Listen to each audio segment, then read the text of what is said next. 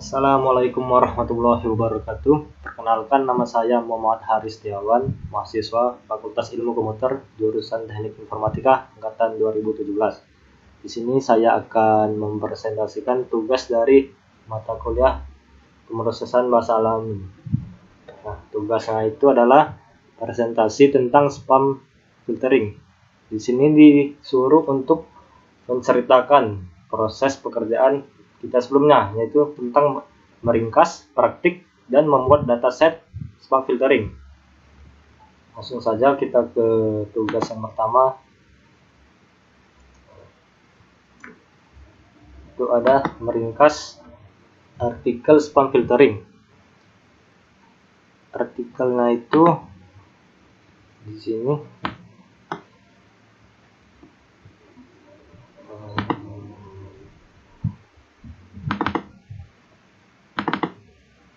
Ini berjudul Machine Learning for Email Spam Filtering, Review, Approach and Open Research Problem. Jadi kira-kira yang dibahas di artikel ini seputar tentang pengertian apa itu email spam, teknik-teknik yang digunakan dalam melakukan spam filtering, riset-riset yang telah dilakukan sebelumnya, dan apa open problem yang masih ada pada spam filtering. Di sini saya sudah membuat ringkasan dari artikel tersebut.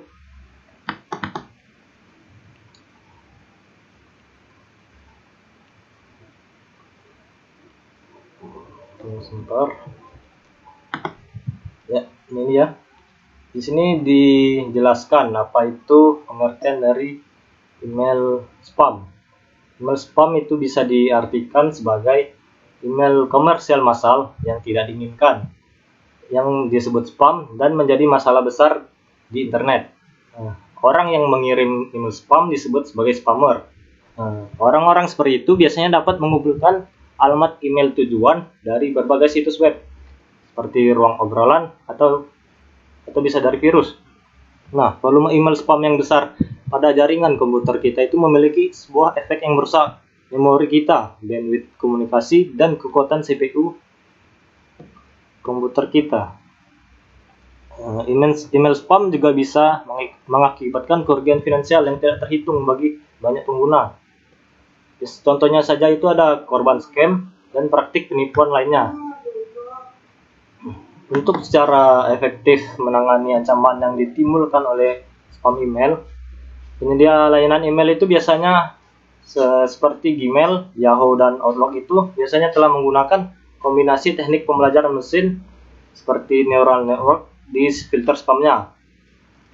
Meskipun ada beberapa metode penyaringan spam email yang sudah ada, pendekatan mutakhir akan dibahas dalam artikel ini.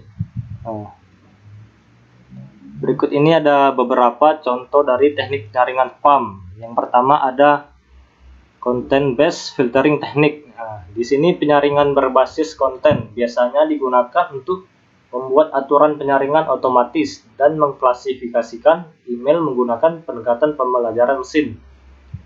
Metode ini biasanya menganalisis kata-kata, kejadian, dan distribusi kata dan frasa dalam isi email dan digunakan untuk aturan yang dibuat memfilter spam email yang masuk. Teknik yang kedua ada case based spam filtering method. Untuk semua email yang masuk, baik email non spam dan email spam, diekstraksi dari setiap pengguna email menggunakan model koleksi. Selanjutnya, pra-pemrosesan adalah dilakukan untuk mengubah email menggunakan antarmuka klien, fitur ekstraksi dan pemilihan, pengelompokan data email, dan evaluasi proses. Data tersebut kemudian diklasifikasikan ke dalam dua set vektor. Kemudian terakhir, algoritma pembelajaran mesin digunakan untuk melatih dataset dan mengujinya untuk memutuskan apakah email tadi berupa email spam atau non spam. Untuk teknik yang ketiga ada heuristik atau rule based spam filtering teknik. Pendekatan ini menggunakan aturan atau heuristik yang sudah dibuat untuk menilai sejumlah besar pola yang biasanya merupakan ekspresi regular terhadap pesan yang sudah dipilih. Beberapa pola serupa meningkatkan skor pesan. Sebaliknya, juga dapat mengurangi skor jika salah satu pola yang telah dibuat tidak sesuai. Skor pesan apapun yang melampaui ambang batas yang sudah ditentukan adalah dikategorikan atau difilter sebagai spam. Selain itu, akan dianggap sebagai email yang valid. Teknik yang selanjutnya itu ada Previous Likeness Based Spam Filtering Technique.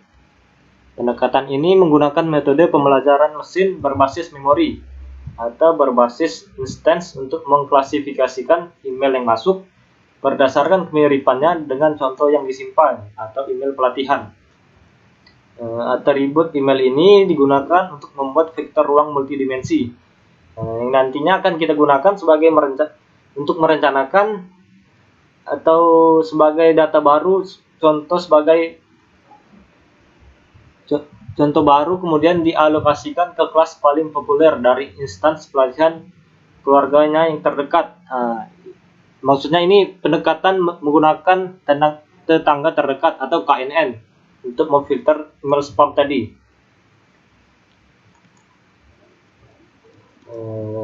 Dan terakhir itu ada teknik adaptive spam filtering teknik. Untuk metode ini mendeteksi dan memfilter spam dengan cara mengelompokkan mereka ke dalam kelas yang berbeda, membagi email korpus menjadi berbagai kelompok, dan masing-masing kelompok tersebut memiliki teks simbolik. Sebuah perbandingan akan dibuat antara setiap email yang masuk dan setiap grup, dan persentase kesamaannya dihasilkan. Nah, hasil persentase kesamaan itu digunakan untuk memutuskan kemungkinan pengelompokannya, apakah dia termasuk ke email spam atau bukan. Tadi sudah dijelaskan berbagai teknik dalam spam filtering. Selanjutnya itu ada beberapa provider email yang telah menerapkan filter spam. Di antaranya ada Gmail filter spam, Yahoo Mail filter spam, dan Outlook email spam filter.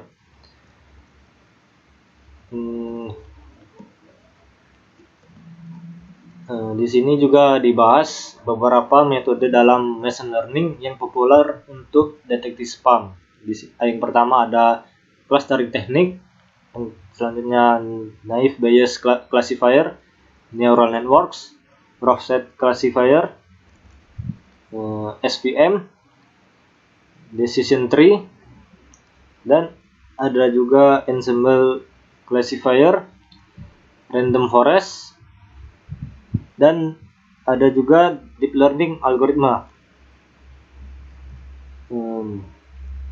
Dalam artikel tadi didiskusikan juga beberapa open research problem yang dalam penyaringan spam email.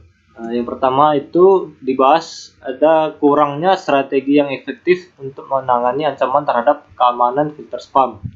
Serangan semacam itu bisa bersifat kausatif dan eksploratif, ditargetkan atau serangan sembarangan.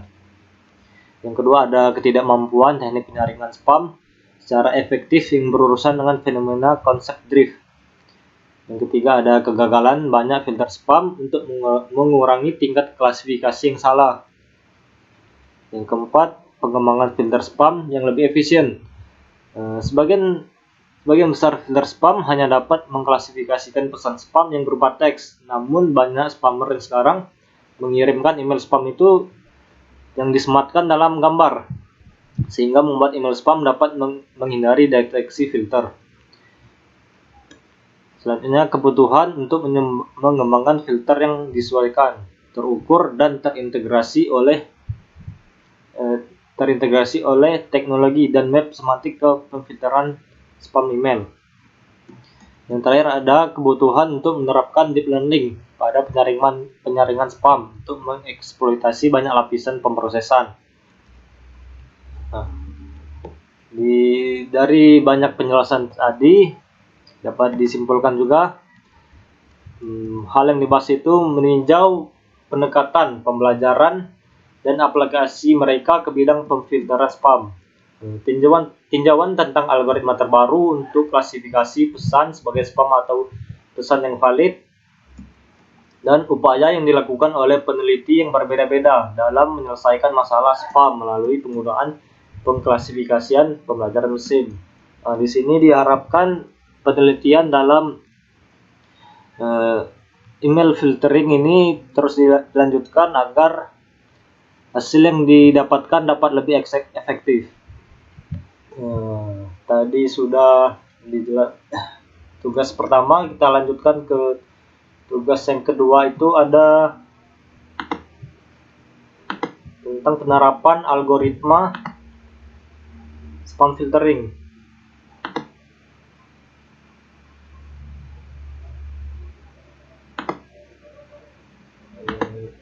Ini.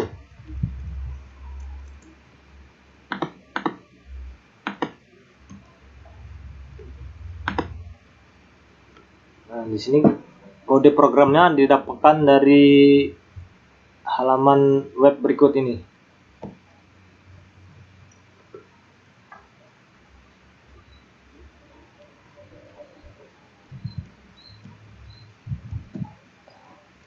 Kode program ini sudah saya terapkan di aplikasi Spider dan sudah saya buat hasil analisisnya sebagai berikut.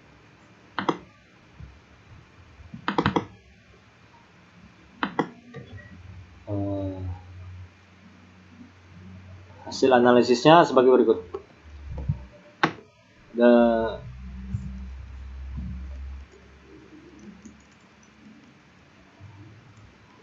Program tadi menggunakan dataset email berupa email bahasa Inggris dengan jumlah datanya ada 5.572 dan jumlah ham atau email validnya itu ada sekitar 4.825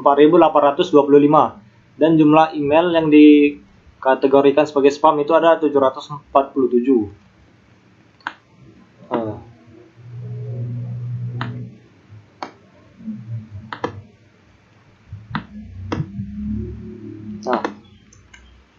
Dari data yang ada tadi dibagi menjadi data training dan data test menggunakan train test split.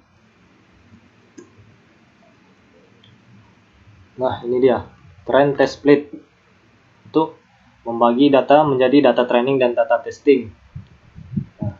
Setelah dilakukan training untuk membuat model, akan dilakukan prediksi menggunakan metode naive Bayes terhadap data tes tadi. Untuk melihat akurasi dari hasil prediksi itu menggunakan akurasi skor.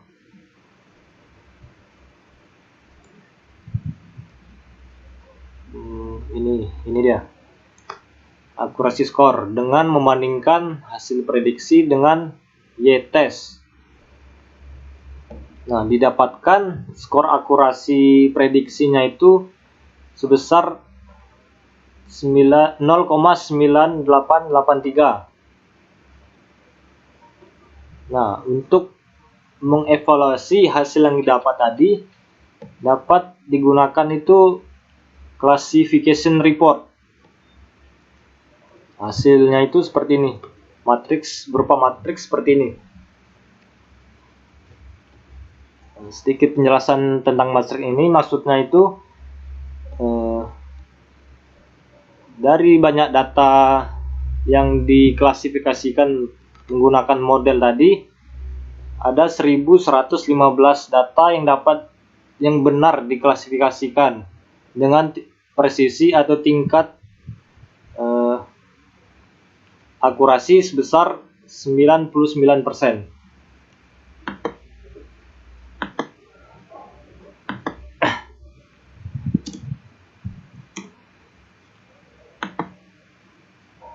Selanjutnya, lanjut ke tugas ketiga, itu ada membuat dataset spam berbahasa Indonesia. Di sini saya sudah membuat datasetnya.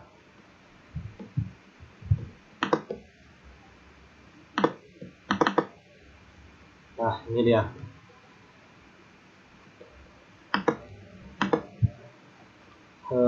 Di sini saya mendapatkan sumber datanya ini dari banyak orang, karena untuk mengumpulkan banyak data itu cukup sulit.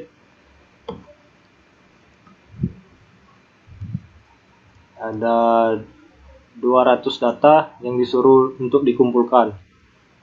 Nah, dari dataset yang sudah dibuat ini mungkin bisa diharapkan dapat digunakan untuk penelitian atau riset-riset selanjutnya tentang spam filtering berbahasa Indonesia. Mungkin sekian saja penjelasan dari saya tentang tugas-tugas sebelumnya, yaitu mereview artikel, analisis algoritma spam filtering, dan membuat dataset spam berbahasa Indonesia. Saya akhiri. Wassalamualaikum warahmatullahi wabarakatuh.